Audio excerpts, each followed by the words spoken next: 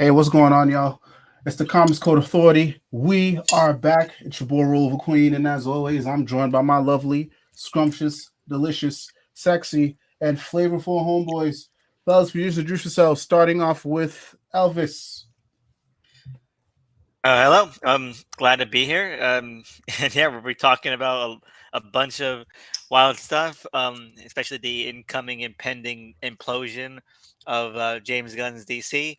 Gonna be strangling its crib. It's not coming out. Superman Legacy is gonna bomb. Superman Legacy is not gonna be made. James Gunn should quit now and save himself the indignity of being tied to this sinking ship. Okay. I'm sorry, but did you hear like that $500 million? They're selling off 50% of like Warner Brothers assets. Yeah. Wait, Like we'll get to that. Don't worry. Hold on. Catalog. yes, he Hold on. should Let's. just quit. He should just quit before like it gets even more embarrassing. Like I'm stepping away. Save yourself the shame. Okay. Well, don't worry. We'll get to that. AJ, what about you, man? Hey, yeah, it's me, AJ. Yeah, like you said, we got some stuff to talk about. Good. We'll give our thoughts on the Flash. That'll be fun. But I'm ready for a good time, fellas. All right, all right. So all right, do we want to talk about the recent stuff that just happened, or and then we'll go into the Flash, or Might as well, since it's not like that much. We could probably knock that out in a couple minutes. Okay, okay, all right, so let's go for it. So yeah, anyone you guys can take the lead because I'm still catching up. I've been off the TL for most of the day. I'll take the lead on one thing, which because I find it really funny, especially since I hate whenever the MCU tries to be like deep and philosophical. Because I think it's always shitty. There's never been one good time it's ever done it. Name one good time that the MCU has ever been good at being deep and philosophical. Name one single time. Anyone. All right, it doesn't exist. And I want to bring up Secret Invasion. I'm gonna say Secret Wars because Secret Invasion is a forgettable ass title. Um, because did you hear about this whole thing with the AI introduction Oh for yeah, Yeah. that's right, that's Mhm. right. the Yeah. AIOP, right? Mm-hmm. Um, so many good takes came out of this. By good takes, I mean hilarious, ridiculous, back ass headwards takes. Where there are people like saying, "Oh, it makes sense that it was AI because it plays in the theme of like falsehood and like you don't know what's going on and the shape shifting and being inhumane, unnatural, and like and then you watch the show and it's like had all the complexity and nuance of an episode of Chuck, or like GI Joe, and like Damn. okay, yeah, no, that thank you for that really nuanced post for this superhero show that means nothing and says nothing. Um, and yeah, and the thing is, right, people are saying, "Oh, you wouldn't even know it was AI unless if someone hadn't told you." I'm like, look at that. Only people who can't tell it's AI are people who are blind, and they're lucky Yeah. because they don't look at that shit. I wonder how ML Jackson feels knowing that they like processed his face, they drew representative face. The I AI don't has think his he face now. cares. I I don't don't think think he cares him. either. Yeah. But this is just disgraceful though, and just one, they don't look like scrolls. One, they look like human beings. Two, everything is just ugly. That's the thing about AI. These motion videos they do for AI, they're Yeah. they're It's ugly. very choppy.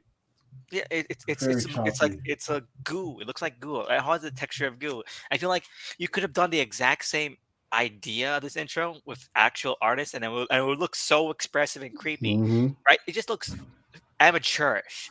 It's It looks it's lazy, honestly. It's really lazy. And this is the thing, like I think that's what a lot of people were worried about. It's just like, these big companies are gonna like start adapting, gonna start cutting corners, and then you gotta tie that into everything that's going on with the fucking writer's strike. Like this couldn't have come at the worst time. Like seriously, this is terrible timing. And I don't think All of that hmm? true, but in a week from now, maybe two or three at tops, we're gonna hear from somebody at Marvel. Well, hey guys, this is all your fault. You all complained about us overworking our artists and our VFX people and our CG stuff. So yeah, we gave them a little break and we did AI for the intro of our new multi-million-dollar show. So that we just be prepared. That's coming in a couple and you with know what, AJ? some of the you stands. They're gonna eat it. They're gonna eat it up. I thought you were gonna say like in 1 or 2 weeks people will forget about this, and I was gonna say like, of course they will, because everyone forgot about Secret Invasion by then. because I'm sorry, everyone keeps trying to hype up this show, and it's like, oh my god, I can't believe they did this on the show, and it's just like, oh, it's that character that's appeared like in the background for like 8 movies. Wait, Mhm. so Elvis, did both of you guys watch it? I haven't watched it yet. Yeah, I yeah, I watched it. watched Yeah. it. Okay, so I I'm a mean, big if you guys, hypocrite. Okay, huh? I watched it. I'm a big hypocrite. I need to see how bad it was. And it's so boring.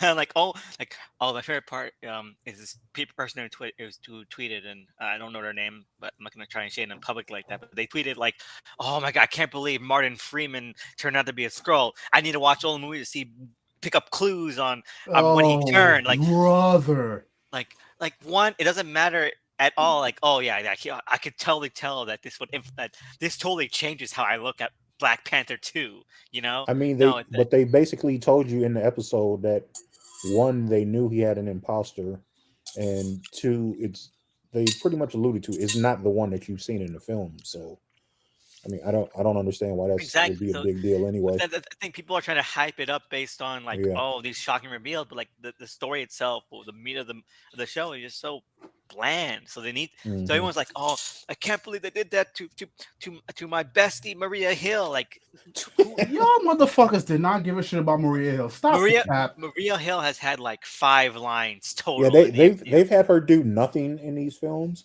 which I'm starting to wonder if that was just how she asked to be written out. Now, Well, because had she they dead, did, right? I mean, as of now, yeah. Oh, okay. How she died? I'll be honest, guys. I'm probably not gonna watch this. She got shot by a Skrull. That's it. Yeah. Oh, okay. And it's That's so tough. exciting. Now, had she had even a tenth of the depth of Maria Hill from the films, I'd be okay. I might be a little mad because there are a lot of story directions where you can go with her, but for what they've done in these movies, no, she's been a throwaway. Damn. She's only in That's it because crazy. she was only in it because of like, I don't know. Some of the people on the production crew are in like we're in with some of the cast members of How I Mhm. Met Your Mother. Like, Joss Whedon directed The Avengers, and Allison Hannigan was in How I Met Your Yeah. Mother, so they had that connection. And then also like one of the side characters of How I Met Your Mother was married or is still married to Scarlett Johansson. And so Mhm. so that's the only reason why she was in these movies to begin with, so as like as a pity role, like, oh yeah, favor role kind of thing. So no offense, Kobe Smolder. I think Kobe Smolder is a fun actress, but as Maria Hill, it's always been a nothing character and a nothing role. Yeah. She's single. I hope not. I don't think so. Kobe single. Or they do the thing where, like you said, they try to make this seem deeper than what it is, and they bring her back halfway through the season. Oh no, that was a scroll we killed. Yeah, all right, whatever. Damn, I can see she's it going married. either way. Fuck.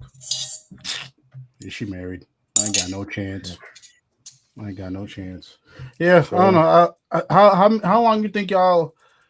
How long you think this intro is gonna stay? I don't think it's gonna stay long. I mean, I think they'll keep it because for a few reasons, coming up with something on the fly that meets television standards, airing standards, that will be a little bit difficult, and then that will open them up to the criticisms again of overworking VFX crews while stuff is at the overworking those crews under tight time frames and stuff. So that would come up. Then if you were to do an intro like that has some kind of narrative aspect of it to the film, you couldn't do that because all the writers are on strike right now, unless you want to come up with something equally terrible. And I don't know. Maybe you can get a comic artist to do it. They would have been better off just having one of those lame intros that's just like the title fading into the screen. Yeah. And I think it would have worked. What they do. Like Secret Invasion. Yeah, like and then fading in. Yeah. That's all you need to do. I'm surprised more shows aren't doing that nowadays. It was such a big thing back then. I think the intro is coming back. The wave of the intro is back. They even brought back the Emmy category for it a couple years ago. Oh, okay. I know because it had kind of died because of Lost. Lost was like the big one, the big watershed. Like, let's not have an intro kind of show. Right. But now it's back. Yeah, and again, they could do like the fade in, like the generic thing, and then do the credits at the end. That's it. You straight. You don't gotta do nothing crazy because I think it would like that type of intro would go with what we believe is the theme of the story anyway, like espionage and all that. Yeah, I mean, dude, if it's that serious, like 24 is a good example. All it is the shit fades in. You hear the ticker, and then boom, goes right in. You could do the same. You could do something similar for Secret Invasion. Boom, bam, done. Maybe if I'm bored tomorrow because I took the weekend off for my birthday, maybe I might check this out just for shits and giggles, just to see. But yeah, I don't know. This don't look interesting to me. Like the trailers didn't look interesting to me. The concept I just already knew it wasn't gonna work. So it wasn't worth me being hype about at all. So we'll see. And then we'll come back and I don't know. Be interested to hear, what the theories are and the thoughts are after like 2 or 3 episodes. But yeah, man, fuck Secret Invasion. We here to talk about the motherfucking Flash, man. We talk about the Flash. Okay. So how do you want to do this? Let's go around. Let's go around first, and then we'll give our initial reviews. Yeah. Then after that, we'll go and talk about like the movie itself. Yeah. So all right. Elvis, you go first. What were your initial thoughts? My initial thoughts were that I understand why people like it. It is a movie that is very popcorny. It's a very popcorny movie. It is It has nothing of substance except jokes and very meticulously, very inorganically crafted set pieces of song and visual effects. That's all it is. It's like a joke a minute, it's a visual effect a minute, and it is a needle drop bonanza. So I understand why people like it. And those parts are entertaining in a very superficial, very visceral sense. But the story itself, the acting, the writing, just the narrative cohesion and the emotional arcs are completely terrible. They're just so terrible. They're so bland. They're so cliche, and they're at times non-existent. So I gotta say 5.5, 6 out of 10, because as an entertaining puff piece, there's a lot here that does entertain. But what makes a movie isn't there. I mean, it's like a Minions, like I can see why people would enjoy a Minions movie, So it's like a Minions movie. I'm not gonna begrudge people for liking a Minions movie. That's it. Okay. AJ, you could go next, man. Initial thoughts. Initial thoughts. Yeah, like I said, make no mistake, it's not a good movie. I think it was massively overhyped. I understand why they had to overhype it, but I mean, it was never going to work out in its favor. Yeah, man, this movie it had a couple things with the stuff with Barry's mom, that got to me a bit. So I can't hate the movie, but I think I'm about at a 6.5. I'll get the Blu-ray just to keep my collection intact, but I don't have to watch this anytime soon again, and I will be okay. If anybody else was thinking of maybe I should go see this, just wait for it to hit streaming, wait for a better bootleg quality to come out, whatever. Just go see anything else other than this. You'll have a better time. Okay. Yeah, I'm the one with the harsher review of this movie. I thought it was okay. Actually, no, I have two reviews.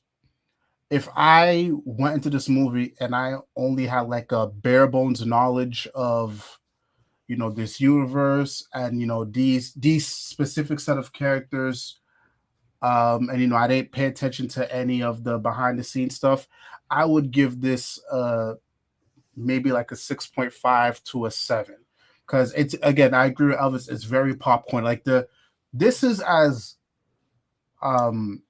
copy paste and generic as generic comes. Like this movie is it. Like that's it. Somebody goes fucks around with time, and then that creates a ripple effect. Like it's literally a superhero version of the butterfly effect. Remember the Ashton Kutcher movie that came out? That's How, like how dare you denigrate the butterfly effect? That no, movie's a no. But masterpiece. It's so good. It's so good. I know, but again, it's like that. I don't want to say but it's like you've seen this type of movie Oh yeah, before. it's a Yeah. very well worn arc. It's Back to the Yeah. Future Part 2.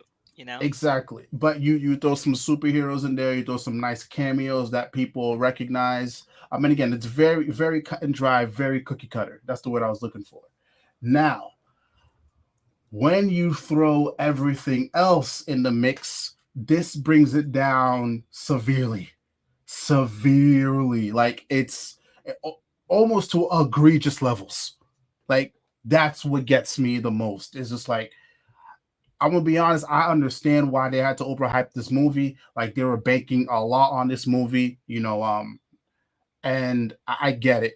But man, this should have just been a regular generic Flash, not generic. This should have just been like a regular grounded Flash Rogues story. Like once you threw everything in with like the Supergirl, the multiverse, Flashpoint, it's like this isn't a bomb. Like this is disrespectful to pull from Flashpoint and do what you did with this. This ain't even Flashpoint, man. I'm sorry, it's not Flashpoint at all. Like so much of the core components that you would need for Flashpoint are gone, and this is literally just like a generic movie, and the foundation of it is what really kills it. Like the foundation of this movie is awful. It's bad. Like, and fuck it, let's just go right into it. Let's just go right into point. Okay, let's each talk about a point. I can be positive or negative about the movie, and let's just go into it. Yeah, bro, you have to say what's your point number one. Okay, my point number one is the foundation. That's the foundation. The foundation this movie is built on is bad. It's bad. What's the foundation? So here's the thing, right? Here's where I knew we were in trouble, right? So this is not a universe that has been cohesive at all from Jump Street. It hasn't been cohesive at all. It's just been a lot of behind the scenes, nonsense. And like, if I'm reading a DC comic book, I feel like despite its issues, like there's something grounded there. There's history there. The history here with this DC universe is just so shaky. It's just so rocky. Like, bro, why am I watching a Flash movie and you are dealing with Batman and Wonder Woman, and this movie started off in Gotham, didn't it? Or something like yeah. It started off in Gotham. Why? I know. I agree. And people, to piggyback on what you said, bro, people are praising me like, "Oh man, this is what a DC universe should look like on screen, or should be." And the thing is, right, like all they do, and it's again egregious is a perfect word, because all that happens is just them standing around saying really corny, terrible, jokey one-liners to each other. Oh yeah, that's a great DC universe, and has some of the worst ass design. I'll never forget when I first came out, like, oh my god, Batman's finally wearing purple and yellow and blue, like, and then you watch the movie, that's the stupidest design. It was stupid in the trailer, stupid, like, oh wait, we gotta see context, it might just be battle damaged armor. No, it just looks shitty. No, it's not, for me, it's not even that. It's not even that, right? The fact that it started off in Gotham was a red flag, because here's the thing. Where is this nigga's rogues? Where is his rogues? Like, I would have been fine if we started off with his rogues. Like, we had somebody, bro. You could even took, what's his name? Captain Boomerang from fucking Suicide Squad or something. Put that in there to at least establish. You got to remember, we killed him off before he ever. Nah, because they're not on that box set. So the Suicide Squad movies are not on that box set. So clearly, Captain Boomerang might still be alive. Yeah. So again, bro, gives me some. Take Captain Boomerang, throw something into that's like, it's the Flash, bro. Like, if you would have started this off with Central City, and bro, I would have even been fine if it was just like your generic ass street villains. At least it's in Central City. At least the Flash is dealing with it, and we're seeing him kind of we're seeing him on his own. You know what I'm saying? Like I didn't need Batman there. I Nah, didn't need Wonder Woman. but you see, he's got to have all these dialogue with Alfred. That's what a Flash movie really needs.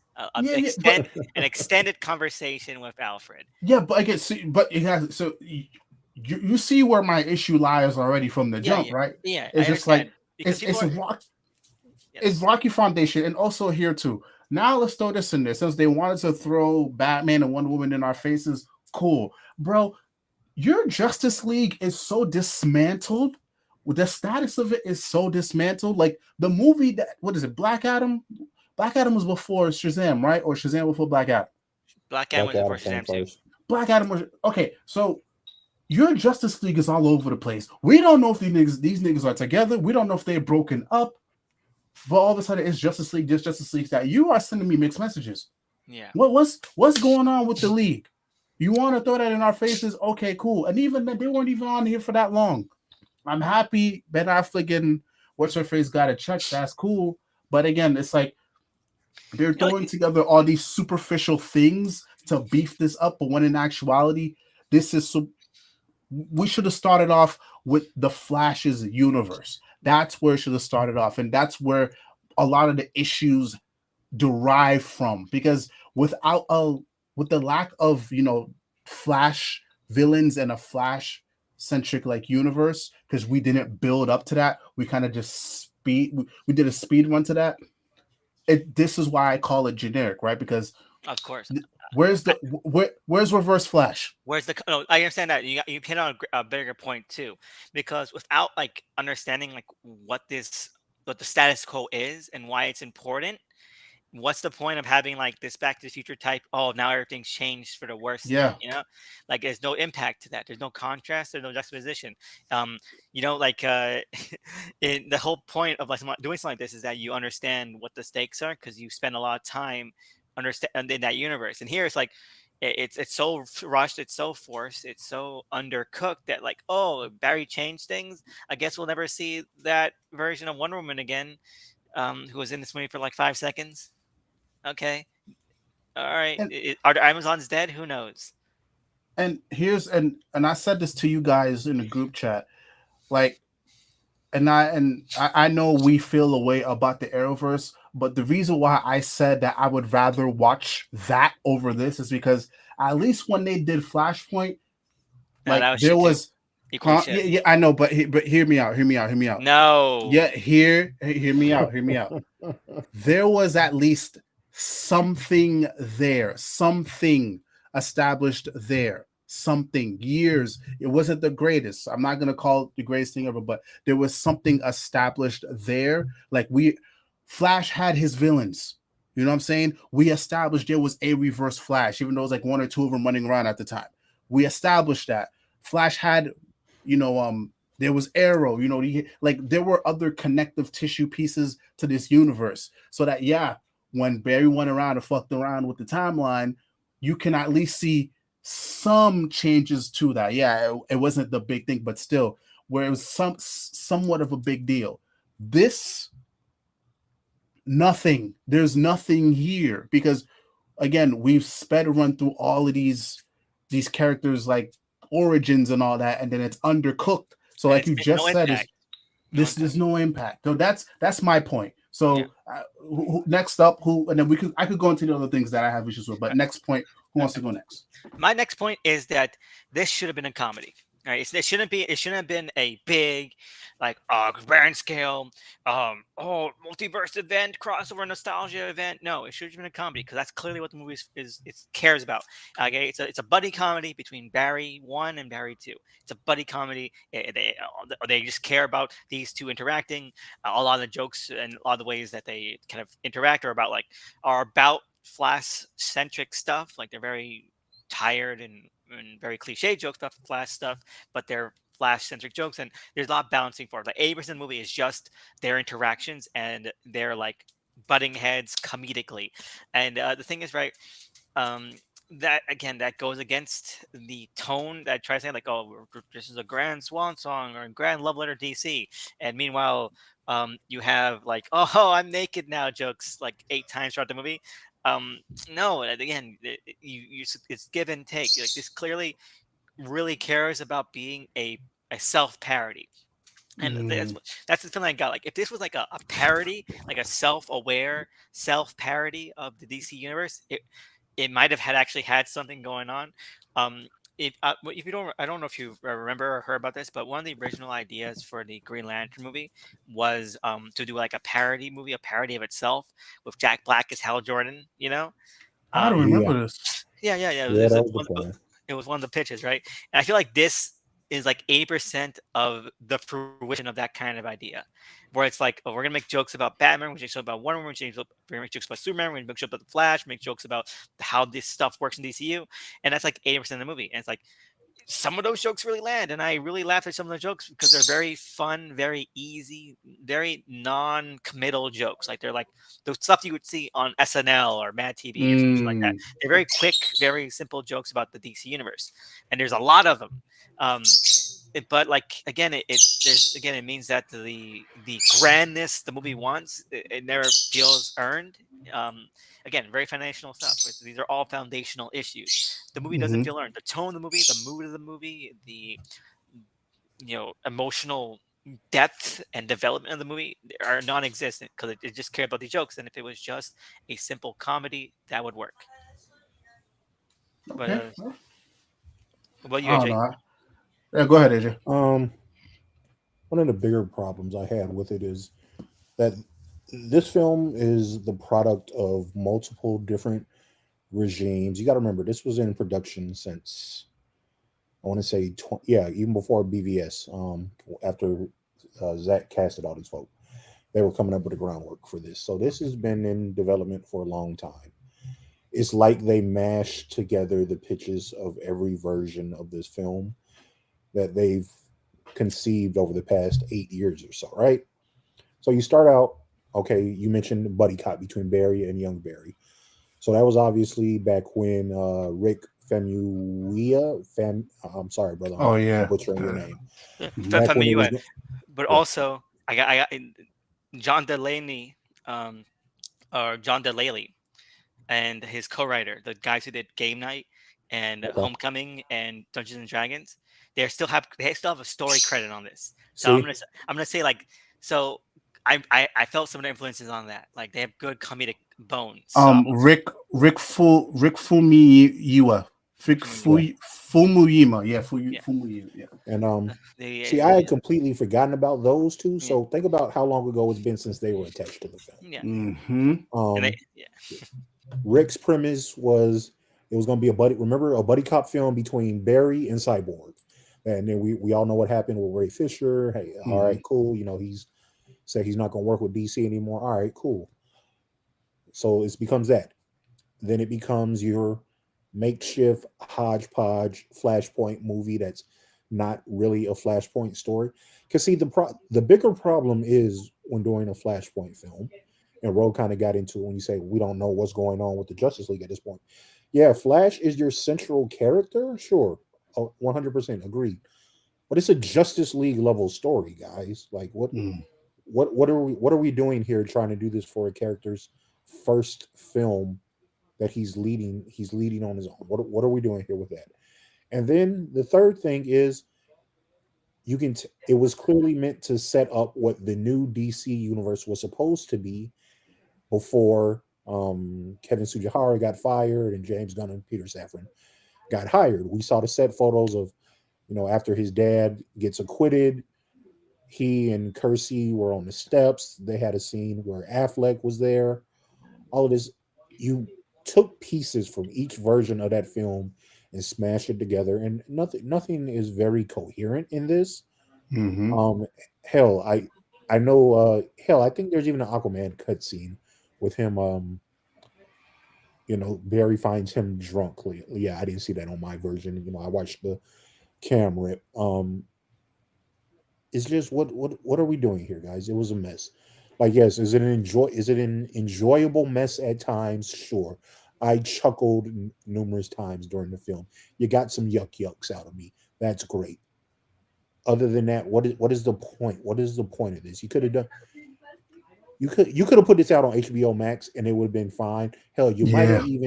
You might have even saved some money because if you all keep this in the theaters much longer, you're going to be losing money paying for those screens after a while. Yep. So I don't understand what the point of this is. I expect it to be out fairly soon because we know Zaslav is a penny pincher. As soon as this film loses $50 because they have it on too many screens, that's it for it. Hmm. I hear it's tracking less than Shazam 2 now. I wouldn't be surprised. Domestically, Yeah. probably. Overseas, they seem to be liking it a little bit more than in the States, which I'm actually surprised because the Chinese, they're giving it like the best rating of a DC film for a long time. And, you know, they really haven't liked anything since Aquaman. So yeah, it might do well decently overseas, but because of COVID delays and reshoots and because you've had so many versions of this film come together, is no way in the world it can be profitable. They're saying, "Oh, it only costs 220 million to make." That's bullshit. I'm telling you that right now. That is some very creative accounting and lying. It's probably closer to 300 million. You're gonna lose a ton on this. Um, I don't know, guys. Like he made the decision to cancel Batgirl, which Batgirl could have been bad, whatever. Batgirl was made for substantially cheaper. You would have had a better return on your Yeah. investment had you put that in theaters and sent and either A canceled this or sent it to HBO Max, whichever. That's the other thing I just reminded me talking about Batgirl. Remember, Michael Keaton was not supposed to die. He was supposed to be their Batman going forward. There's been Hmm. so much changing in this universe over, I mean, the whole time, sure, but just over the past 18 months or so, it's been crazy. So, I mean, it is what it is, guys. This is the end chapter of a universe that could have been great, but you dealt with regime change after regime change and nobody wanting to commit to anything. So this is what we're left with, the dying gasp of a dying universe. Maybe Aquaman will be better, who knows.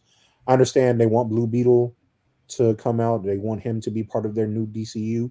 I would honestly push that movie back. I'd still put it Yeah. out, but I would push it back I until would your new cancel that movie. universe is established. I think Blue Beetle's gonna be it's gonna be a modest hit. Is I won't say sleeper, but they've spent it was kind of the Batgirl situation. Yeah, they threw some more money at it toward the end, but they haven't spent a ton on it. You can make some money back on that, but you got to get it out of here. That everybody's saying, "Oh, Warner Brothers needs money. Warner Brothers needs money." Guys, they got a juggernaut coming up in a couple weeks. Barbie, that shit is gonna make bank. Just Hmm. let that be your big summer movie, and just coast until Aquaman time. Yeah, not going to do anywhere near what the first one did. It might be profitable still, but yeah, people are tired of this universe. I think I probably was one of the bigger fans of it for the longest, and even me at this point, I'm like, all right, guys, there's no clear direction with these last few entries. Just stick a knife in it, call it done, and get your I, reboot going, and come back in a couple years. I'm gonna be honest. I'm gonna be honest. Go ahead. I don't even want to call this like uh I don't want to call this like a reboot. Like honestly, like if this movie didn't come out and James Gunn just continued on from like since he has his plan, if this didn't come out and he just kind of started off from what he was doing, I Mhm. personally wouldn't have blinked an eye because Yeah. of just like how undercooked this is. Like, Hmm. what's the point? Like, you see what I'm saying? Like, we could have just Right. left this alone. Like, we could have just let this die, honestly, or we could just put this on HBO Max and we don't speak about it ever again. And that's the And then thing. Mhm. That's the you just thing. start fresh. And that's the thing where I think with me is that James Gunn really went to bat for this, and like people are saying, "Oh, but it's his job," but he did not go to bat for Shazam 2 like this. He didn't go And for Shazam 2. He hasn't for Aquaman, which we're. so, Never mind. I'm not gonna put that that's out there. what gets me a little tight because like people are like, Yeah. "Oh, but it's his job. He has to say it was the best movie ever made," and like, no, he didn't. He did not. He Yeah. didn't do it for the other It, ones. He didn't do it for this one. So Yeah, that's why. it was severely overhyped. Blue Beetle, he's kind of hyping it a little bit, but That's just he's now that's just the also side. trying. That's just the sidestep accusations of Yeah. racism. Okay. But I think it's also him trying, because if you look at it now, the tone has changed. He's trying to distance it from the DCEU, saying, "Oh no, this is a DCU character," which I agree. It needs to be distanced from the DCEU, but I also wouldn't put it out a month after a DCEU See, flop is currently happening. okay, No, so push this off into, you know, end of next year, beginning of 2025, whatever. But you're this is my problem. This is uh, again, like I mentioned it before when we started. I said mixed messaging. Mixed messaging is the problem here because you can't sit here and then you do this. Oh my, yo, holy fuck! I had people here in the chat, and yo, JK, thank you so much. I forgot. I'd even scroll up and I missed the messages. My bad, JK. My bad. We'll get to those. Um, you can't sit here and then you have this whole entire media spectacle about your plan, right? Oh, this is chapter one, and then you give us the slate. You get folk up in arms, and then all of a sudden you say Blue Beetle's coming out. Blue Beetle's not part of that slate. It's not. It's anybody can easily consider this Blue Beetle as part of the old regime or like a leftover from this universe. Because now I think right now he's just trying to save face. He's just trying to save face, but the problem is like you can't really do that. So if Blue Beetle does bomb, and I hope it doesn't, because it looks like it'll be like a pretty fun ground of movie kind of like Shazam. But if it does do poorly, you can blame a lot of that on the fact that it's like, well, you told us that you're starting a new universe. This character is, from what we know, is not a part of this new universe. So why do we have to go watch it? You see what I'm saying here? So it's mixed messaging. Like you can't just you can't do that now so late in the game. Oh, it's part of the new DC. Oh, it's part of it. Motherfucking, why didn't you just push the movie back? If you're really a part of it, show us that. Push the movie back. Push it back. Push it back. You know what? I said this before. I said this after Shazam 2 bombed, and I stick by it now. Shazam 2 bombing makes me want none of these to ever make money ever again. Because it didn't deserve to bomb like that. It didn't deserve to die a dirty death like that. And so, yeah, no. To me, every single one of these movies flaming out in theaters is justified. Yeah. I hope Blue Beetle is a character. I think the movie's gonna be good. Very likely gonna be good. I haven't seen it yet, of course. I can't say I'm not gonna be like Soup saying the hypes is real. But the I really hope it dies in theaters. Yeah, I would personally like to see it, do well, but I don't know. At this point, I have to be realistic here. We have to be. I don't think so. I don't think so at all. It's like it's not a good. It's not. Happened to anyone else?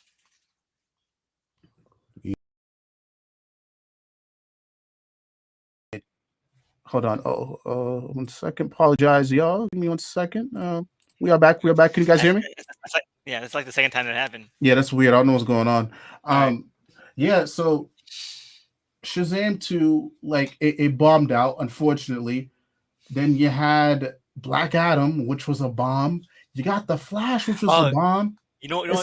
The funny thing I've seen is like maybe the people like comparing like the box offices to Black Adam and the Flash. Like, you know what? Black Adam made like $1,000 more. Maybe The Rock was on. Like, what are you talking about? It still bombed. Like, what do you mean? Just because it bombed less, you think that The Rock had more juice? Are you insane? Yeah, no. They had to depend on TV rights, TV licensing rights, and merchandising rights to get that film to break even. No, it is still a bomb, guys. Yeah, The Rock does not have the juice. And but it's funny. So the article came out, and I have to say, I think that this is counter programming by WB. An article came out saying WB spent a combined of 1.1 billion in terms of marketing for the Flash, Blue Beetle, and Shazam 2, and Aquaman 2. And like one Aquaman 2 has had zero marketing, so I don't know how you can make that determination. 2, Blue Beetle has had like almost no marketing, so and Shazam 2 definitely had almost no marketing. In fact, the only person who tried to market it was like the stars and the director. The director was like posting like full ass clips and behind the scenes stuff well before release, So he was the only one pulling his weight on the promoting that movie. So it's so funny. They like, oh no, we spread the love. You did not. You did not.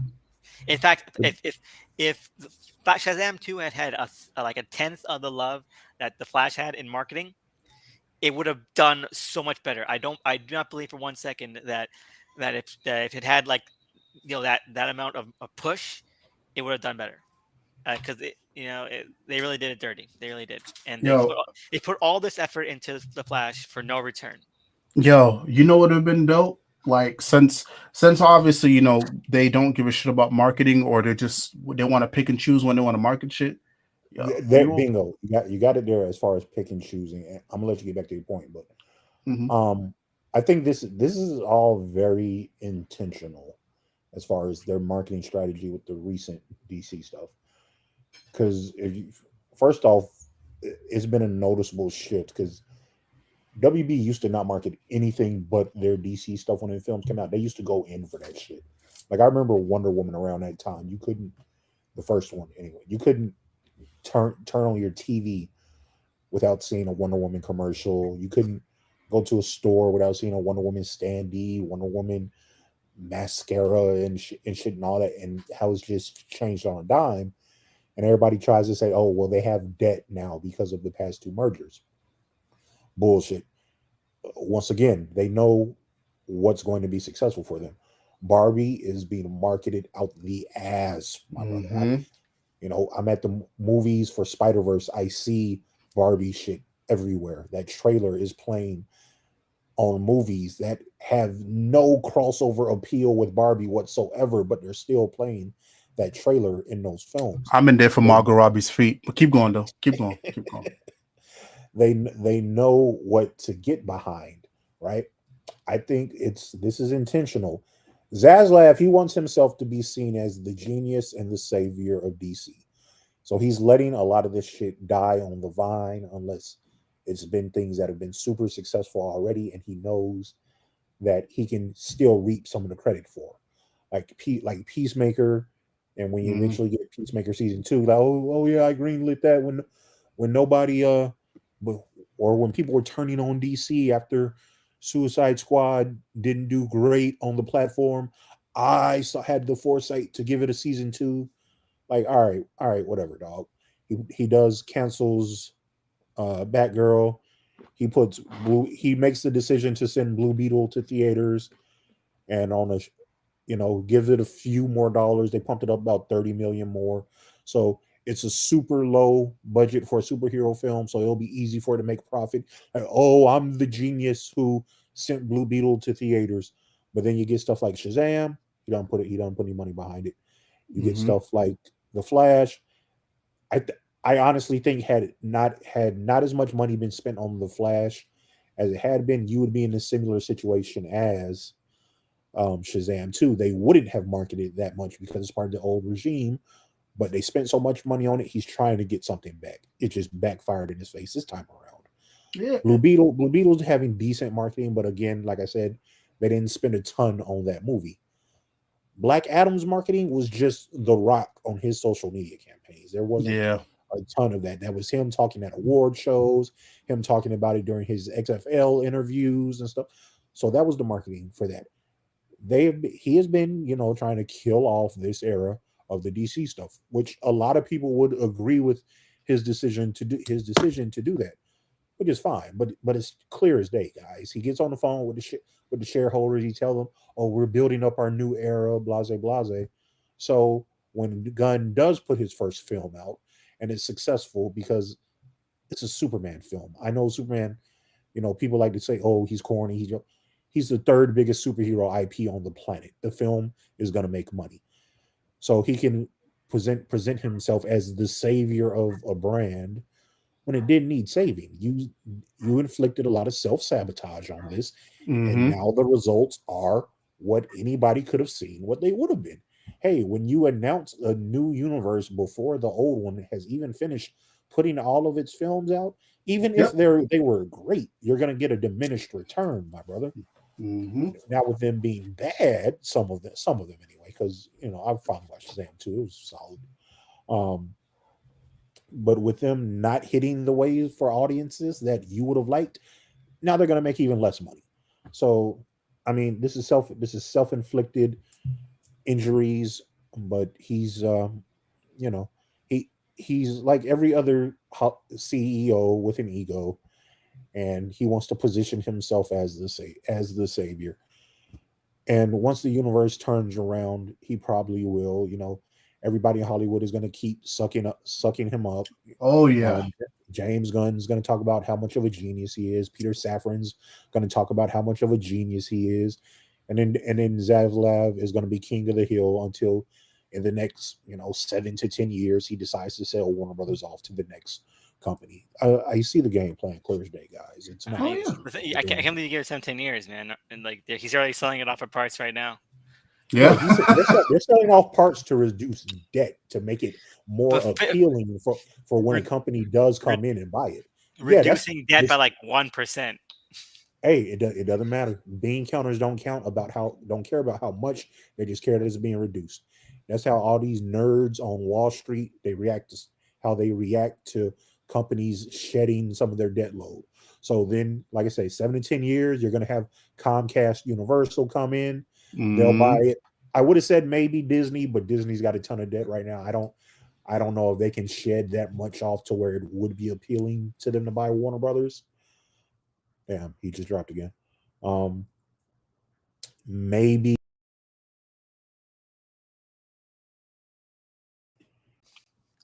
The Dark Flash is destroying his stream, man. Yeah, that's exactly what it is. Yeah, the Dark Flashes was. I don't know what's going on with this, but no, keep going, AJ. Nah, I mean that's just it. Is I feel like we got off track here. We got off track. Yeah, a little bit because terrible. The movie's that bad that is making me explain what their plan is. Because the movie has almost nothing to it. Okay, exactly. To say deep dive, but this movie is not deep. It's a kiddie pool. I was gonna say this to kind of just like go back to what AJ said. Like, since they want to pick and choose with the marketing, I honestly think what would have been even more dope is if instead of doing like the Super Bowl trailer and all that shit for the Flash, because honestly, I'm gonna go ahead and say, if you really think your movie is that hot shit, fine, throw that shit out to the dogs, put some of that marketing towards Blue Beetle. Give us that big Super Bowl trailer, like do all the boom bam tastic shit, and then just put the Flash out. And I think maybe Blue Beetle would be in a better position, honestly, because I think Blue Beetle could use a little something like that. It could use, I don't know what's the next big thing that everybody's gonna be watching that's coming up. But Barbie, brother, that shit is gonna be. No, I mean like a social thing, like the Super Bowl, so, like some. No, they did it. The problem is the Blue Beetle trailer leaked early. It was supposed to be during the NBA, the conference finals for the NBA game. This whole during the Western Conference Finals, the trailer leaked early. So then they like, all right, we'll go ahead and put it out.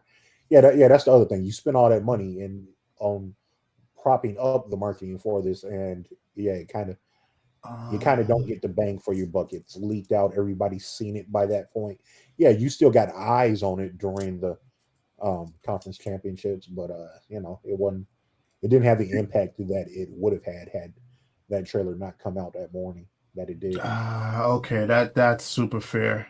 All right, that makes sense. And so I kind of like to switch over like gears a little bit. Now I said this on the timeline, and like Elvis, I'm happy me and Elvis, like agreed on this. Is like I don't care how anybody feels. Keeping Ezra Miller as the Flash was the best thing for this movie. 100%. It was the best thing for the next person to play Barry Allen, because can you imagine like they recasted him and they found someone who's actually really good to play Barry Allen. They're like, oh man, this is a great casting choice, Barry Allen. I can't wait to see him in this Flash movie. And this Flash movie is dog shit and makes zero money. Like that would have been such a shame, heartbreaking. Sorry to Sasha Calle that this happened to in this exact same movie. Um, but I'm glad that, like you mentioned, you put so poetically, they needed a poster child for this failed universe, and They I'm did. glad that Ezra Miller is going down with the ship. Yeah, and like, because I feel like, yeah, you have that. You think you bring up a great point, but it's like it would have been fucked up to whoever they casted. But it's like, no, dude, you needed to. Somebody had to be the final person, the final nail in the coffin. And if they done that, if they did change it, first of all, I'm a strong believer in.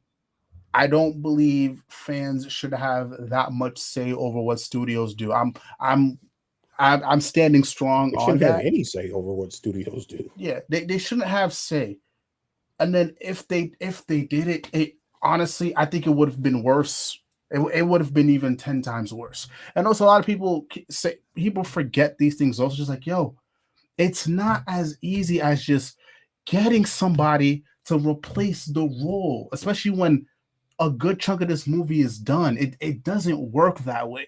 So the I fact mean, that he was in every scene of the excuse me, or in every scene of the movie. The movie cost over $200 million to film. If you're going to reshoot an entire film, do you see what I'm getting at, guys? It's not cost efficient. I'm sorry. There and Barbara, I think her name Barbara Mushi. No, who is the that's the producer on the film, Barbara Muschietti. She came out and she was like, yeah, we saw those reports about us recasting Ezra and we just laughed because it wasn't financially viable for them to do that. I'm sorry, guys. yeah, Like, Ezra was never not going to be the Flash. yeah, it did. Personally, I was just kind of hoping that the movie be canceled. Yeah, They weren't even going to do that because the best option for this movie was to push it to HBO Max. Cut yeah. everybody a check like they did with Gal and Patty for Wonder Woman 1984. Just put it on Max. Hey, let it do what it's going to do on the service, and call it a day. That would have been your best option. Yeah, no, it would have. Yeah, it just wouldn't have worked, man. It wouldn't have worked. And already this movie's been delayed to hell. And then on top of that too, it's just like and a lot of people, they kind of like forget about this whenever we have these conversations. Like, bro, production has been in enough shit. I'm sorry, they've been through enough. Like, I can't imagine. Hey guys, I know we're done with the movie, but we're gonna recast Ezra. We need you to come in and do XYZ, because again, like, it's not just this one thing. It's a whole ecosystem. It's a whole ecosystem. It's a whole entire ecosystem. So yeah, Ezra staying was the best thing, man. Best fucking thing. And now, like he said, he goes down with the ship because listen, everybody, James Gunn and Peter Safran, whoever that was speaking on Ezra's behalf, they were doing that just in case as a contingency, because they're saying it's like, well, all they're saying is like, whenever James Gunn said, hey, we hope Ezra gets better, we focus on them getting better, blase, we'll see what the future is. All that means is if this movie makes a shit ton of money like we hope it does, Ezra Miller will be back. That's all it is. That's all they're saying. Yep. But now there's nothing. There's you don't have to worry no about it. Incentive. What was that, AJ? I was just saying, now you don't have to worry about that decision because the movie isn't making bank. Yeah. So now, hey, yeah, we can say, oh yeah, Ezra Miller's no longer the Flash. Yeah, no kidding. Yeah, you just go ahead and you keep it moving. You keep it moving. That's why it's like, that's why I wasn't mad at what James Gunn said. That's why I wasn't mad when everybody said, "Oh, you're defending them." Well, one, I do agree, it is their job, but also two, it's just like, well, it's a contingency. It's a contingency. Would the movie have failed regardless? Sure, but again, that's what they got to do. That's what they got to do. It's a contingency. So if the movie did make bank, then yeah, Ezra would stay, but he didn't. Now they gotta go and sayonara, peace. Sayonara, peace. And I'm gonna say it right now. In the beginning, when this whole Snyderverse thing started, I I was okay with Ezra. I was okay. It's like, it's a different take of Barry Allen, but I like it. But as this movie went on, I'm sorry, this motherfucker grated my nerves. Um, I know I don't think there was ever one point where I believed Barry as Barry in this film. Not even for 1 second. I think the only time I ever bought that. Wait, no, I just can't, because even when he's acting against himself, he's trying to be more like responsible, and you see like that contrast. It's like there's something about Ezra Miller. He just doesn't capture it. It's in his performance. It's in his attitude. His energy is just off. You know, I don't buy his performance. People are like, oh, he's good as Barry One, or he's put in emotional parts. I don't buy it. It's always like some sort of artifice. I don't buy into his character. I bought into fucking Keaton more than I did Ezra Miller as Barry. Either of the Barrys. Okay, all this for me, my thing is just like literally when as I was watching The Flash, this is literally Ezra Miller playing Ezra Miller. Like if I wanted to get an idea of who Ezra Miller was, just like as a regular person, I feel like I got that. And then they just slapped the Barry Allen name on him. You know what I'm saying? Like one of the reasons why I liked Homeboy from Fast X, I forget his name, is the villain, Elvis help me. Jason Momoa's character. Jason Momoa, yeah. Yeah. The reason why I liked his character is because again, this was an original character, and this was Jason Momoa being Jason Momoa. Like, motherfucker, if you tell me Barry Allen, I need to see Barry Allen. I don't want to see Ezra Miller playing Ezra Miller with a Barry Allen name on it. Like, that's exactly what this was. Like, I didn't buy any of I didn't buy any of it. And I'm gonna backtrack to what AJ said also. The only time I felt something in this movie was the stuff with the mom. That was the only time. Like, there's the only time I felt like some sense of some emotion there, because I haven't lost him, but I still got my mom, but I can only imagine, and I think they captured that very well. Like, that, my honest opinion. But other than that, no. Like, And how the fuck is this nigga Latino? How? Yeah, that's You the want to talk biggest about that? switcheroo, bro. When I heard his mom speak, I'm sorry, and I talked about how touching everything was with the mom. But when I first heard her speak, yo, I laughed so hard, bro. I'm like, yo, wait, what? When did this happen? I ain't heard Barry speak a word of Spanish during any of these films. Yo, nah, that was hilarious. Yo, I was so flabbergasted. I was like, yo, wait a goddamn second. I hear no accent from this person. And you tell me his mother Latino? Like, you tell me you couldn't get no regular generic, white mother like they did for the Flash TV show? You telling me that? What? Hey, man. Hey, but and also too, like, and I know I'm kind of bounce all over the place, but here's what really gets me about this movie, bro. Like, here's what really gets me, bro. Moving the tomato, making sure you don't get the tomato, bro. That's what did it. That's what did it. Yeah. So that's what did it. That's what got what's his name, Arthur Curry's dad dealing with some big chick instead of No. The thing, right? So about all this, I had to say I have no idea why all these Flashpoint adaptations keep trying to fucking reinvent the wheel when, like, the first Flashpoint, the original Flashpoint, the comic is so simple about what happened. Yeah. Like you have like the cartoon going like time boom, stupid. You have like the Arrowverse episode doing nothing, boring. And you have this one going like, oh, spaghetti, messy tomato sauce, like a multi-dimensional crisis, And then the original fucking Flashpoint is like, hey, ripples, ripples go up and down too, and side to side, ripples. Get it? It's fun. You get it? Ripples. Simple to understand. When you change something in the time stream, you create ripples, but ripples go up, down, side to side. You make changes everywhere. through time and space when you change something in time. Easy to understand. Why do you keep trying to make it so complicated? I don't understand. I have no fucking clue. Why do you keep trying to do this? Yo, they could have. So I said this for the first Suicide Squad movie, bro. Honestly, they could have taken what is it? That there was a Suicide Squad animated movie that came out. It was Assault on Arkham. Yes. Yeah. Yo, they could have taken Assault on Arkham and just made that into live action, and I think it would have hit. I'm gonna say the same thing for this movie. Like honestly, janky foundation aside, dog, just take the fucking Flashpoint movie from the animated one, so make it a copy paste. Because since you don't give a shit about the universe anyways, fuck it. Throw Reverse Flash in there. We didn't have any build up. Throw these other characters in there. Get whoever you can, and boom, bam, done.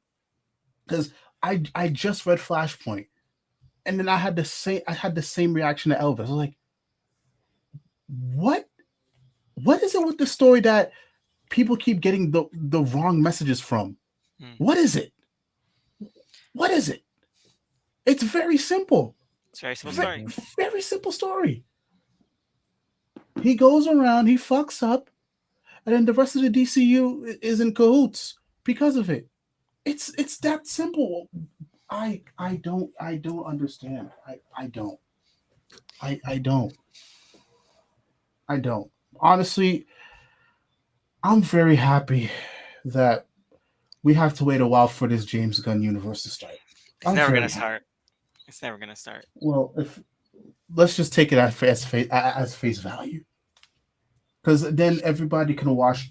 Like we can forget about this, and then when we start off with whatever thing launches this thing, hopefully it's in a better direction. But honestly, at this point, with the way things are going for WB, maybe it doesn't happen. Maybe it doesn't happen. I don't know, but I honestly think like this did some damage. I think I don't know what movie did worse damage than The Flash to this universe. I can't decide if it's Justice League. I can't decide if it's Black Adam. I can't decide if it's BVS. Yeah, BVS is where it starts. I don't know. I don't know. Yeah, I love BVS. I think it's like almost a masterpiece, but you know what? It would have been so much better to have just refined Superman. Just continue to refine it. Man of Steel had some bumps, but BVS has so much good ideas about Superman. So many fantastic things that it had in mind. Just refine that. Finish out your Superman trilogy. End of the fucking Superman 3, Man of Steel 3, whatever. Hint Batman. Yeah. So after Man of Steel 3, we get like BVS, like, oh my God.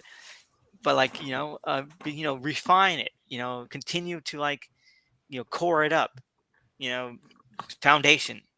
Honestly, I just wonder how much changes if executives don't freak at the time and cut out, 20% of BVS on cutting. It wouldn't have helped. I'm sorry, people keep saying that, but it would not have helped because general audience folk, when they watch it, they talk about they like it better. I'm not saying it probably wouldn't have changed much box office wise, because when you add 30 more minutes, you got to lose some screenings.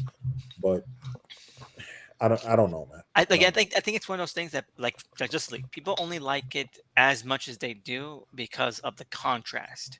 If the contrast didn't exist, they would have I don't think it would help, because the people like, oh, so that makes a little bit more sense in this version, or that's much better in this version. But without the version to compare it to, I think people would have just had the same reaction to it. Mm-hmm. Yeah, honestly, I think for me personally, you're taking a shit, I would have. No, I'm not. I'm moving. That's all. I'm just moving my seat. Sounds like you're in the bathroom. Oh no. I said for me personally, like I like your idea about how we could have started this. I personally would have teased Batman at the end of Man of Steel 2. I think I would have done that instead. But at least then you have two good Superman movies. Two good ones. And then maybe the third one, you do a tease of World's Finest, maybe. Oh my God. Third one, BVS. boom. Yeah, you end it with Superman dying. You end the trilogy. Ballsy, bold. Okay, you end it with Superman dying. He's like, yeah, trilogy. He ends with death, and then like like that's it's like Iron Man 3, because in Iron Man 3, Tony Stark retires, and it's like a definitive ending. But like then Avengers happens. Justice League, bring him back. I like where your brain is going, and then from Justice League, you can launch the rest of the movies from there. Yes. Yeah. Ooh, I like it. I like it. I like it. I like it. I like it. I like it. It's so simple in hindsight. I don't know. It's so many things they could have done that they just missed the trees on because they are too focused on the wrong things. Yes, like all you had to do was take your time, and that's the thing. I feel like because the MCU was so far ahead, they thought that people would automatically want what the MCU was doing. It's like, no, bro, let it cook. Let it cook a little longer. Because then I honestly feel like if we got to this point right now with the Flash movie, and we had everything established, we didn't have all these actors and actresses, up in limbo, and then I think then this would have been good. And again, you just keep it short and it's simple.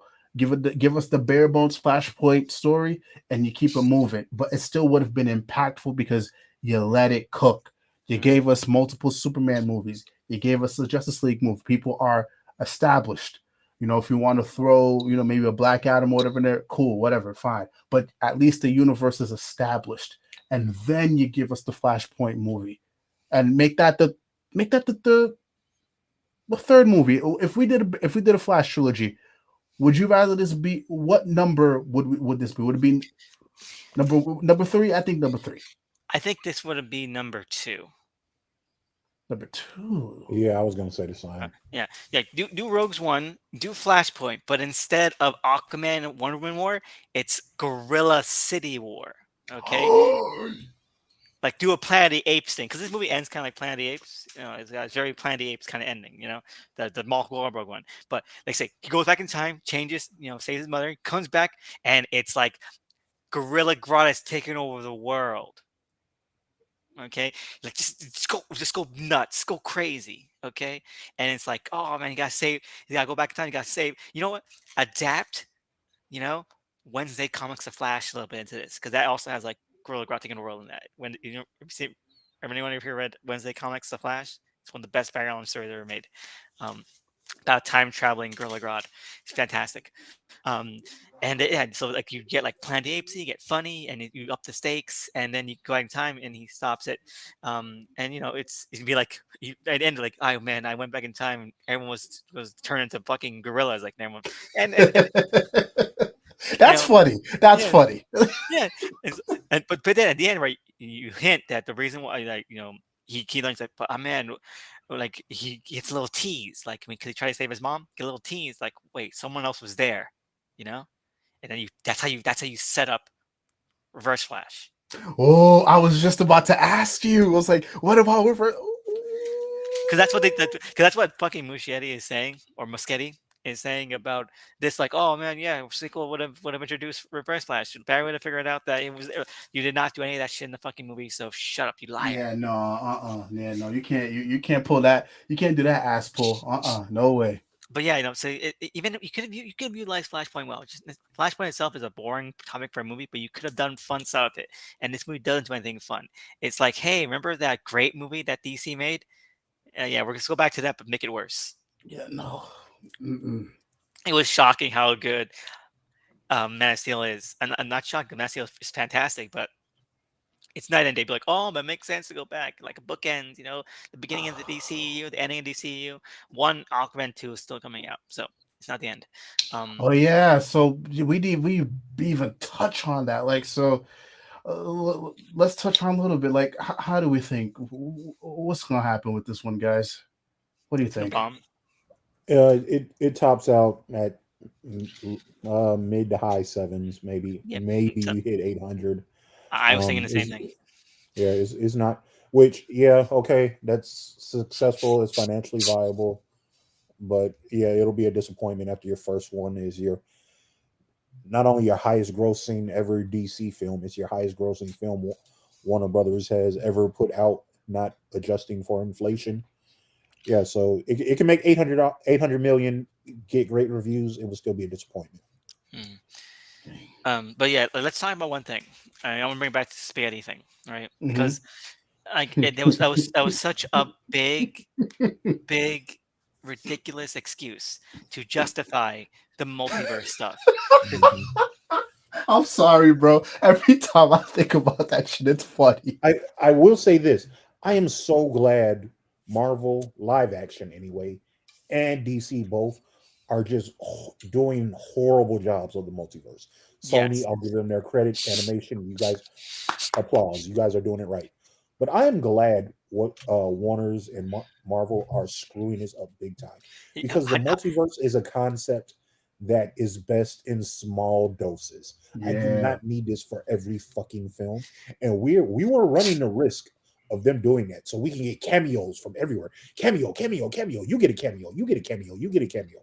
So I am glad after probably about the end of this year, next year, we are not going to hear this shit from these two for the next 10 Yes. years probably. right. So that's one thing I am thankful to these So, so, companies for. so let me continue then.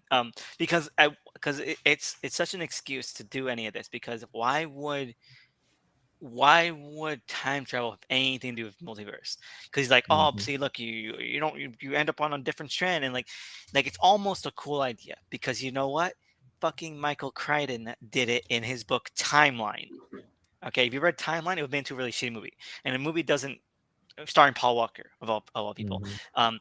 And the movie doesn't really go into this the same way the book does. I think the movie just makes it like generic time travel, but the book has this really fantastic idea where this guy creates a time machine, but the time machine doesn't work. In fact, the time machine kills people. But he's like, Oh, in multiverse theory, somewhere out there, the time machine does work. So if we put people into this time machine and it kills them instantaneously, a version of me from another universe, it works and it doesn't kill them. It sends them in time, and the people won't even know. And in fact, when they go back in time due to causality, the people will also come back into our universe. Because parallel dimensions need to be parallel. So just because we're killing ourselves now, we'll be back and we won't even know we were dead. And that's trippy. and it's such a cool idea. And he just and the last thing the main character is like, oh my god, I can't believe I'm dying, and then like wait, no, I'm in like the 1800s. Um, and so it's so funny because he's basically hijacking another universe's time machine. It's Yo. um, and it's so cool, all right, and like this is almost like that, but they don't do anything cool with it. It's just an excuse to like, oh look, here's Christopher Reeve, and here's George Reeve, and here's Nicolas Cage and Helen Slater. Like you're not doing anything cool with it, like you could have had even Samurai Jack did a little bit better with this because this whole like we gotta save this timeline first before going back in time, that kind of stuff. It's simple stuff. um but instead, like, nah, man, it's a lost cause. And then, even though this is very specific explanation that any changes creates a new universe, he still makes a change at the end. Yeah. So he should have known already that he was in a universe because of the explanation. So why was he then shocked that it was a new universe? You're not fucking paying attention, honestly. Whoever Mhm. fucking wrote this shit. And I don't know. It's such a what's worse about the cameos and in terms of a narrative standpoint, because people are always saying like, oh, it's respect to the dead actors, which is valid, or the terrible CGI, which is valid, or the terrible visuals and direction, which is also valid. Um, it's the fact that it robs the movie of impact, because like, what's the point? Like, because one, this timeline shouldn't exist, right? It shouldn't Yep. exist. In fact, it's self-decaying. So if this shouldn't exist, why does it matter if he makes any changes to this universe? Like that, like, oh, so it devalues Dark Flash's arc because it doesn't matter. Like, oh, it's a fixed point in time, but the timeline is doomed. It's unstable. You can make any you should be able to make any changes you want. So that's point one. Point two is that why does any of this have any effect on other timelines. It only does because the movie tells us it does. Like, oh, this universe existing and destroying all these other universes. Why? Why is it doing that? Why? Explain that. But again, it doesn't. So point 2.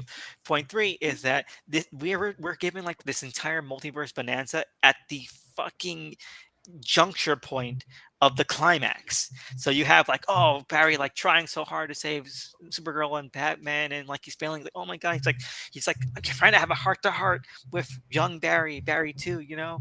And then like we gotta stop the movie for like 8 minutes so we can go into this fucking shitty ass montage. And then by the end of the montage, we're like, oh, Dark Flash is dead. It was you all along. We could have used that 8 minutes. That 8 minutes could have been better used to buff these characters up, but nope.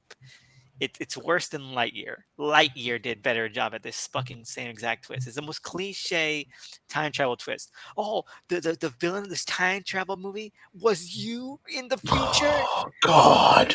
The Lego Movie Part 2 did this. Every time travel movie does this. Almost every time travel movie does this. 90% of them do it. And again, that's why I said I called it a very cookie cutter.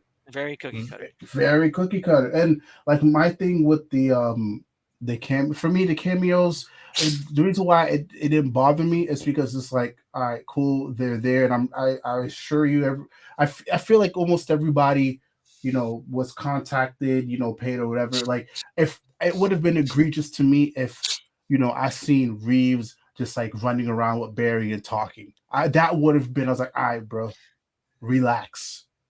Like that would have been crazy for me. Like we just seen him, cool. The Nicolas Cage thing, I was like, okay, that's odd, that's weird, but okay, cool. But this didn't warrant that. Like it's literally the in real life version of that meme. It ain't that deep.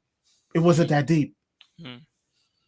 Like there was no need for that to just happen. Like if anything, sure, let's talk about the ripple effects in this universe, but the fact that Mom Spaghetti did all of this, come on, bro. You know what I think is like one of the worst things though about all this is, did you hear?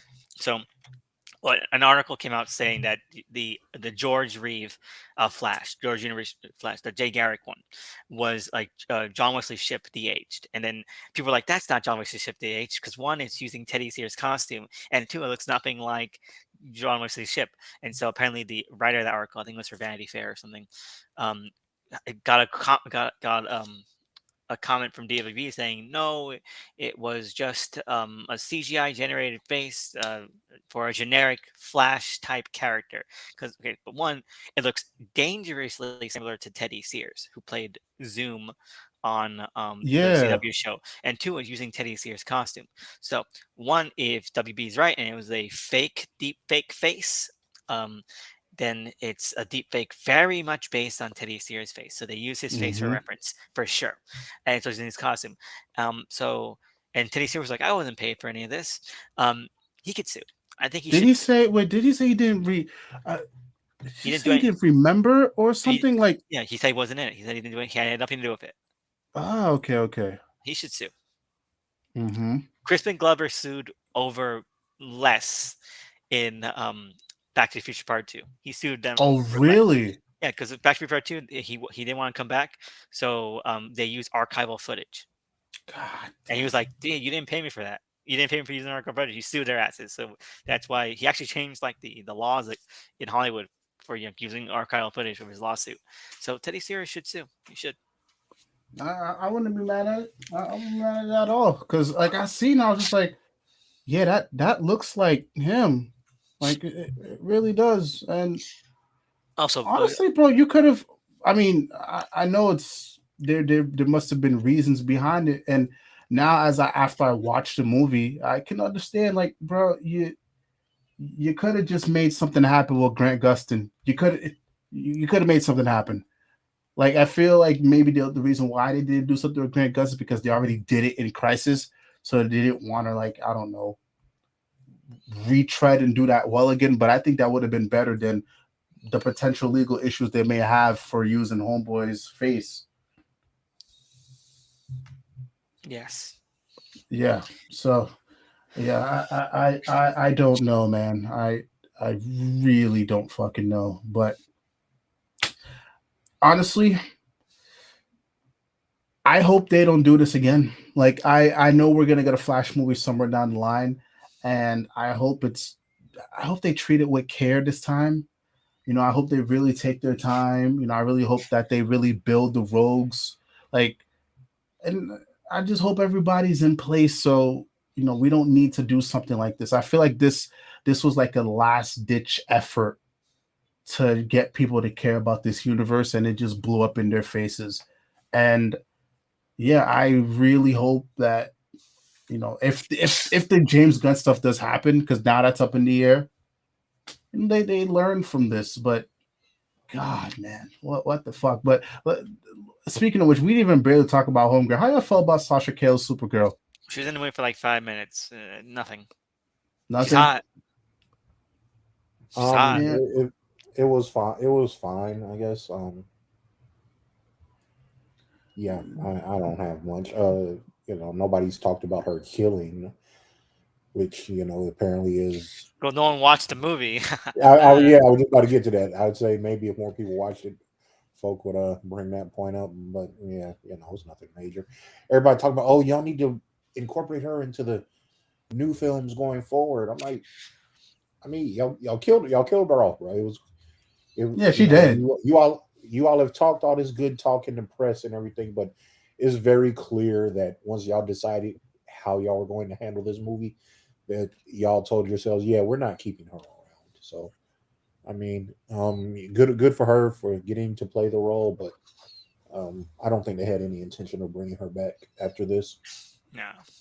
Yeah, no, just let's move on with somebody. I thought I don't have an opinion. That's the problem. There's nothing to base an opinion out of because she was here. They got her, and then they made it to the camp, and then she died like 20, like not even 5 or 10 minutes later. And you know what? What was ridiculous is they robbed us of seeing all those deaths. Because I think seeing like Batman and Supergirl die like 50 times more in a quick montage would have been really funny. Like, if you're gonna have like Barry, young Barry, like try 50 times off screen, show us that. Go. You say you want to go nuts. Let's go nuts, man. I mean, well, technically speaking, didn't we see her? We saw her die multiple times. A couple more times, like very quickly. Like there was one more time where like he like looking like in his chrono bowl and he's like fast forwarding a little bit. Mm-hmm. He's gonna die like 3 more times. But like no, let's go really crazy with it. No, yeah, and let's get graphic with it also. I'm just like, yeah, decapitation, or maybe slice the body in half, or yeah, I mean, we gotta do equal measure to Batman, though. Exactly. We don't be accused of any isms, Yep, that's very true. Batman needs to die even more. No, honestly, it would have been funny. It would have been funny. And honestly, I'm sorry, I didn't feel much for Keaton either. Nah. Yeah, I didn't. He could have been he could have been any other Batman, I mean, I like. He could have been George Clooney. He could have been George Clooney the entire movie. Yeah. I liked it seeing him, just back. Keaton's probably after Conroy, he was my favorite. Yeah, he's my favorite. But I will say, because we had been so exposed to, oh, Michael Keaton's in this film. Michael Keaton's in this film. Michael Keaton's in this film. After a while, hearing this for the past 2 years or so, it's not very special. I did get a bigger pop of surprise when Clooney walks out than seeing Keaton for what the hour that we had him on screen. Yeah, that was a pleasant surprise. Because Clooney coming out at least lets me think, oh, okay, he's in another universe, and you think of the possibilities that could go from here. But then I have to remind myself, none of this shit matters now, so it doesn't. Whatever, it's no point. Yo, did y'all peep that when I think that's when he was going through the different like multiverses, whatever. Like they showed Aquaman, they showed Cavill Superman, they showed Batfleck. But did y'all notice with Ray Fisher's, bro? Like they just showed the skeleton of Cyborg. They didn't really show his face. I mean, I'm not surprised at that, bro. Like, Yeah, I was just like, what? You know, after Fisher called them out, you got to remember most of this movie was made under Sujihara and Jim Lee, so you know, they probably they weren't, Sujihara at least wasn't feeling the best about Fisher, and Fisher's made his feelings known about Sujihara, so he probably told him like, nah, don't even throw his face in the film. Damn, shit. I ain't gonna lie, That man. that, that was not surprising. Yeah, I was like, damn, it's like that. Yeah, it's like that. It's like that. Shit. Yeah. But yeah, I think I feel Exhausted. like we've exhausted this. Mhm. I'll You say know one what? last thing though. One What's last up? thing. I maintained. I understand why people enjoy this movie. It's very popcorny, very fluffy, very sweet, like candy. But I'll never understand people who said that this is a love letter to the Flash. This is a great Flash movie. It has nothing to do with the Flash. It's not Barry Allen. It has nothing to do with his mythos, his comics, his villains, his stories. It's barely even Flashpoint, which is one of the worst Flash stories ever made. Either way, so even if it was a good Flashpoint movie, it would have still been pretty bad. Um, so you need to like really shut the fuck up. Everyone's saying that. I'm sorry. This movie has lots of shooters now. And you need to like show your receipts to some of the lesser loved but better comic movies. Okay, I need to see your reviews for The Rocketeer. I need to see your reviews for the first Captain America movie. I need to see Mm, your receipts for Ang Lee's Hulk. I need you to see your receipts spitting. for Shazam 1 and Shazam 2. Because Mm. if you're not going harder for those, then you are just a mind numbing Funko eating weirdo, man. Or are you just trying to get into some doors? Yeah. Try to get some. You try to get some doors. Again, if you're saying that I enjoyed it because it made me laugh and I had fun watching it, more power to you. But if you're saying it's one of the best DC movies ever made, or a great Flash movie, then you are a fucking liar. Yeah, bro, even Iris West wasn't even in. Bro, I wasn't even Iris West, man. I'm sorry. The Home She Good was. just got a check to just be there. Yeah, Not Yep. mad at it, but I know I think that was like the one part of the movie I liked because I liked the fact that like he was really unkempt and really disorganized during their date, and then he ditched her. That's actually like one of the moments that actually felt like this might have been a Barry Allen movie yeah. because that's his most important. That he was not a good boyfriend. Um, that's it. That's it. The only part. And I was like, I just remembered that she was a thing in the movie. Me too. I forgot she Like, existed. yeah, Until they you said kept it. showing like remember this when we first when they started like showing set photos and then it's like that one of like him catching her and then like they're looking into each other's eyes. Like I would have thought she'd been in the movie a little longer, but He Jesus. probably was, but like I said, this movie has been 3 different movies. She So, wasn't. She wasn't even in the fucking altered timeline. Like they mentioned yes, her, and so like, but then like Barry too gets a crush on Supergirl. But like, wouldn't it have been more funny if like they I brought had her a along crush for on the her. ride? I didn't see that at all. Yeah, Oh, no, that he does. Like, oh man, like he's taking photos of her. He's like blown away by her, and yeah, it's that fuels why he wants to like save her life because he loves her. I guess question mark. oh, I did not get any of that shit, bro. Y'all better than me. What?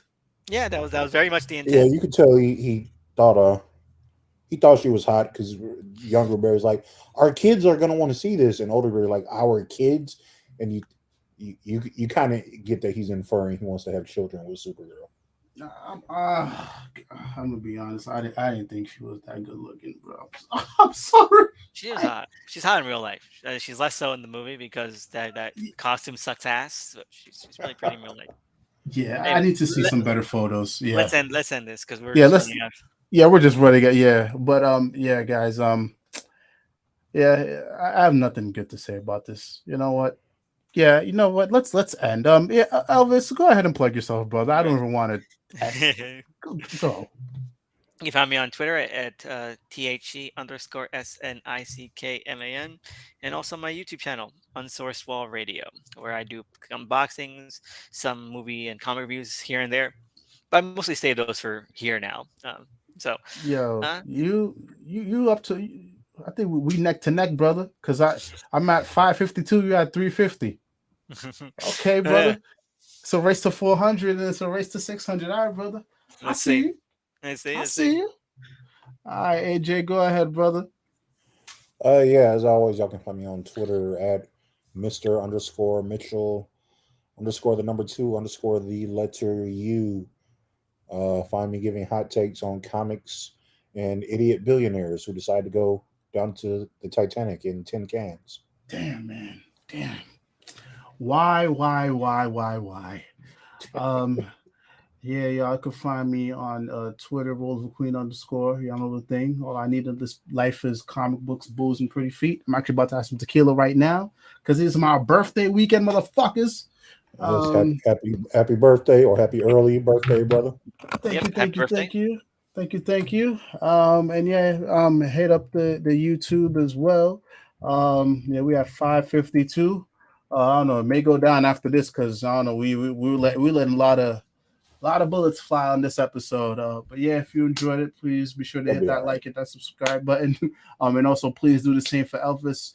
Please do the same for AJ as well. Shoot him a couple follows. But yeah, y'all, this is the Comics Code Authority. And yeah, we got to get back to just like doing like regular like topic focused episodes like at some point. But yeah, we'll be back, y'all. All right. Much love, much peace.